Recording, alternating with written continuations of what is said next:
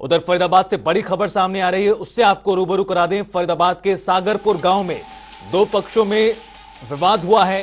सागरपुर गांव की घटना बताई जा रही है, जहां पर एक पक्ष ने दूसरे पक्ष पर हमला किया और इसमें कई लोगों के घायल होने की भी जानकारी मिल रही है।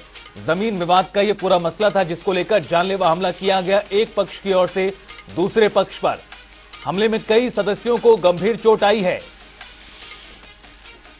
3 गाड़ियों में हथियार लेकर जो आरोपी हैं वो पहुंचे थे और जानलेवा हमला यहां पर किया गया है एक पक्ष के लोगों पर। फरीदाबाद के सागरपुर गांव की घटना है। तस्वीरें आप देख पा रहे हैं किस तरह से जो बूढ़े बुजुर्ग हैं उनको भी नहीं बख्शा गया, उन पर भी जानलेवा हमला यहां पर किया गया है। जमीन विवाद का यह पूरा मामला बताया जा रहा है और मुकेश राजपूत हमारे सहयोगी जुड़ गए हैं और ज्यादा ताजा अपडेट्स के साथ। मुकेश, ये बड़ी घटना पेश आई है फरीदाबाद के सागरपुर गांव में, जमीन विवाद में जमकर लाठी डंडे चले हैं। क्या मामला है और क्या कुछ अभी तक कार्रवाई इसमें अंजाम दी गई है?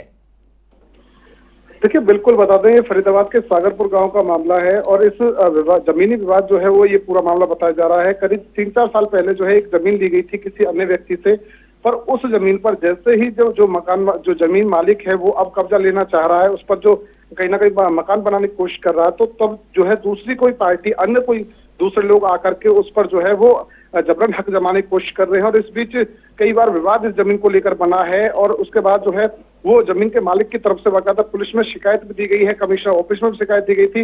बावजूद उसके जो है पुलिस ने कोई कार्रवाई नहीं करी और बीते दिन जो है ये पूरी घटना घटी। जब वो अपने जमीन पर जब दीवार बनाने का काम कर रहे थे, तभी जो है ये कुछ लोग आए और आने के बाद में जो है लाठी डंडों और साथ ही साथ जो है तेजधार हथियार जो है वो लेकर के आए थे और उसके ऊपर अचानक हमला बोल दिया। और अचानक हमला भी इतना ज्यादा था क्योंकि करीब 3 गाड़ियां जो है वो भरकर बदमाश आए थे और ऐसे में चाकुओं से हमला किया गया था। इस पूरे घटनाक्रम में करीब 3-4 जो लोग हैं वो गंभीर रूप से घायल हो गए, जिसमें महिलाएं भी शामिल हैं और पुलिस भी शामिल है।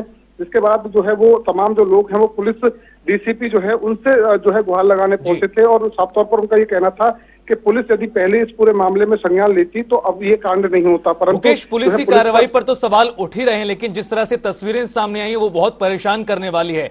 बूढ़े बुजुर्गों पर भी जानलेवा हमला किया गया, तस्वीरें हम देख पा रहे हैं।